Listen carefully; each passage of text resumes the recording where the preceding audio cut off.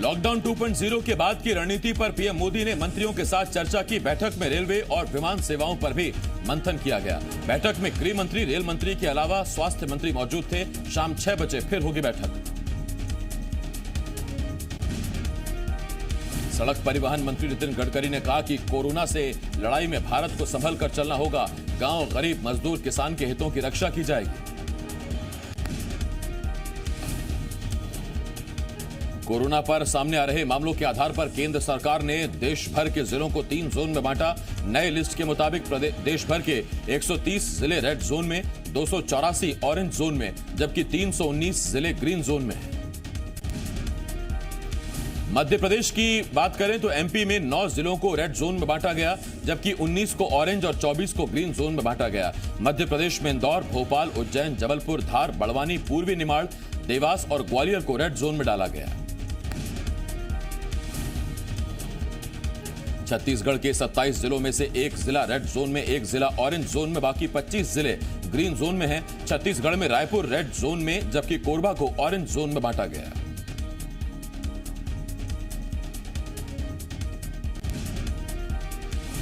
Lockdown 3 मई को खत्म होगा या नहीं, इस पर स्वास्थ्य मंत्रालय ने अभी कुछ स्पष्ट नहीं किया है। संयुक्त सचिव लव अग्रवाल ने कहा कि जिन राज्यों में कोरोना के ज्यादा मामले आ रहे हैं वहां पर हम कंटेनमेंट जोन बनाकर काम करेंगे। देश में कोरोना मरीजों की संख्या बढ़कर 35,000 के पार। बीते 24 घंटों में 1,993 संक्रमित बढ़े, 73 की मौत। मरीजों का रिकवरी रेट हुआ 25%। दिल्ली में कोरोना संक्रमण के मामले 3500 के पार। पिछले 24 घंटे में कोरोना के 76 नए मामले। ऑरेंज जोन हुआ गाजियाबाद। डीएम ने कहा नियम का हुआ पालन तो ग्रीन जोन जल्द। देश में कोरोना संक्रमण को रोकने के प्रयासों में कुछ सफलता मिलती दिखाई दे रही है। स्वास्थ्य मंत्रालय के मुताबिक कोरोना संक्रमण के मामले अब 11 दिन में दोगुने हो रहे हैं। माना जा रहा है कि लॉकडाउन के चलते ये रफ्तार कम हुई है।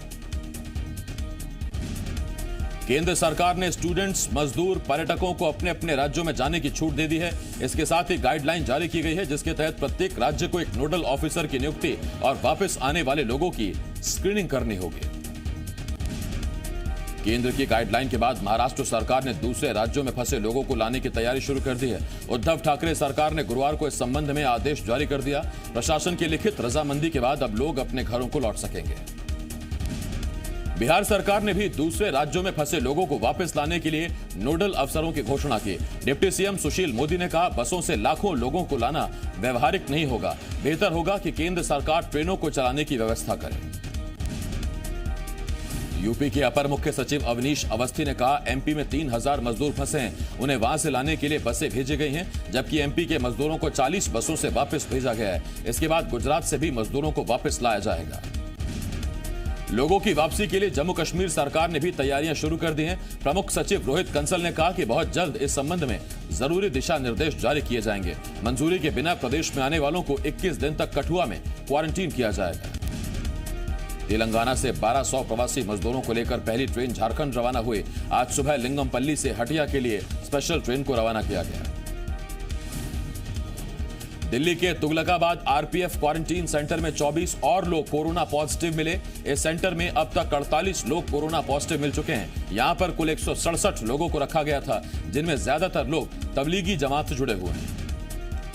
दिल्ली में कोरोना संक्रमण के मामले 3500 के पार हो गए। पिछले 24 घंटे में कोरोना के 76 नए मामले रिकॉर्ड किए गए। दिल्ली से सटा गाजियाबाद ऑरेंज जोन हुआ। सीएम केजरीवाल ने कहा, दिल्ली में 3500 कोरोना केस हर 10 लाख की आबादी पर 2300 टेस्ट कराए जा रहे हैं। दूसरे राज्यों में केवल 500 टेस्ट। महाराष्ट्र में कोरोना पॉजिटिव मरीज बढ़कर 9,915 हुए। पिछले 24 घंटे के दौरान महाराष्ट्र में 583 नए केस सामने आए, जबकि 27 लोगों की मौत हुई। महाराष्ट्र में कोरोना से मरने वालों की संख्या 432 पहुंच गई है।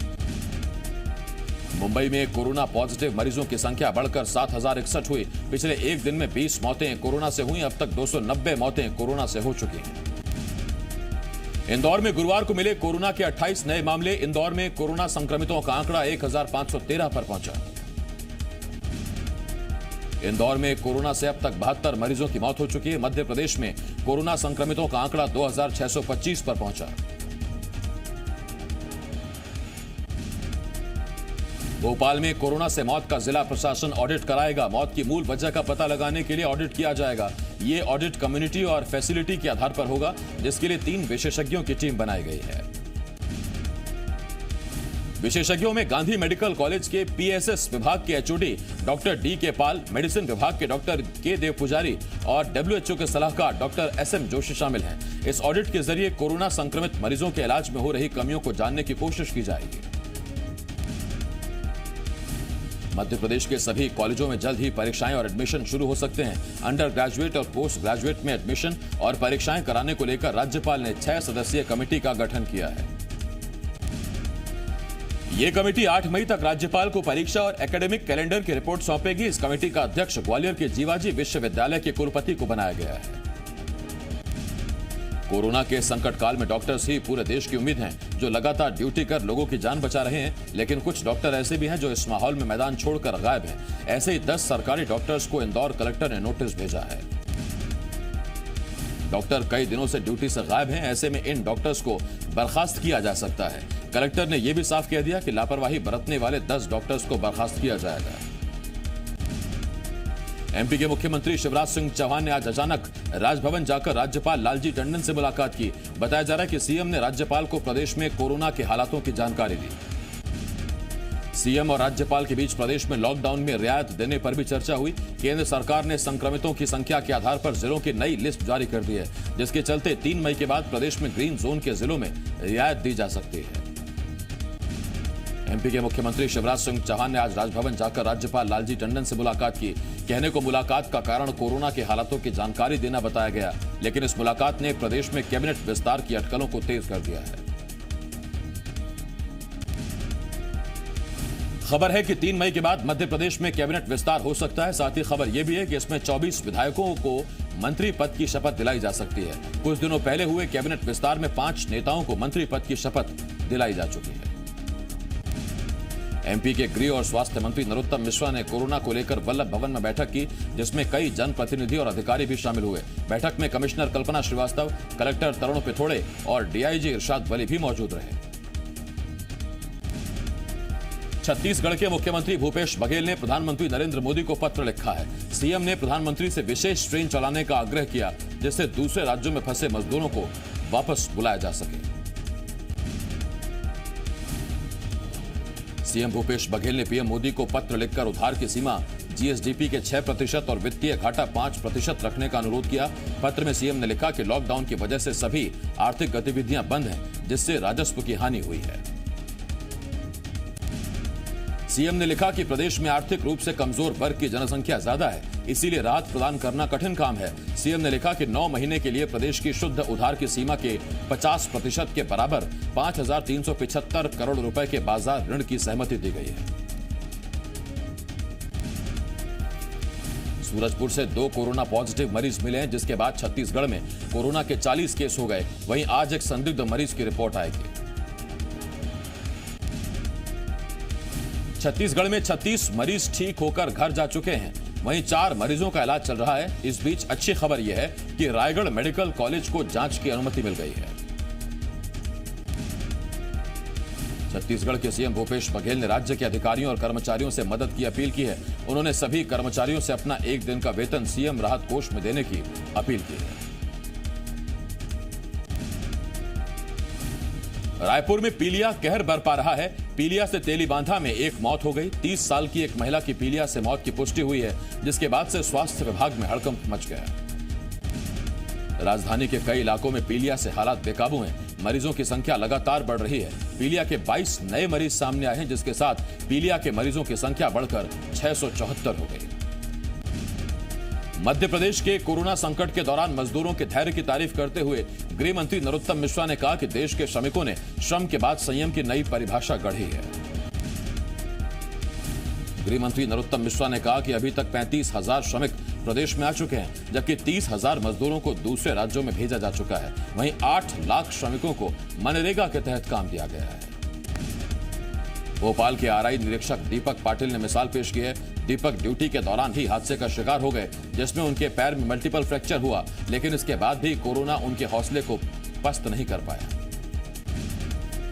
पैर में प्लास्टर चढ़ा होने के बाद डॉक्टरों ने उन्हें आराम करने की सलाह दी थी, लेकिन वो लगातार ड्यूटी पर आ रहे हैं। दीपक पाटिल का कहना है कि पैर तो धीरे धीरे ठीक हो जाएगा, लेकिन इस नाजुक वक्त में उनके डिपार्टमेंट को उनकी जरूरत है।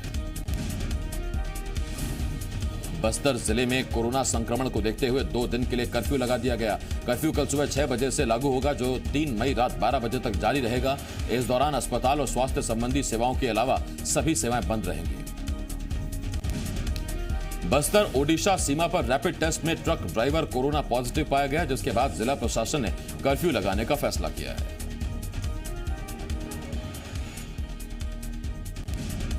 छतरपुर के महाराजपुर इलाके में लॉकडाउन का उल्लंघन करते हुए एक सैलून में बाल कटवाने के लिए कई लोग इकट्ठा हुए। पुलिस को जब इसकी सूचना मिली तो सैलून की दुकान पर छापा मारा गया।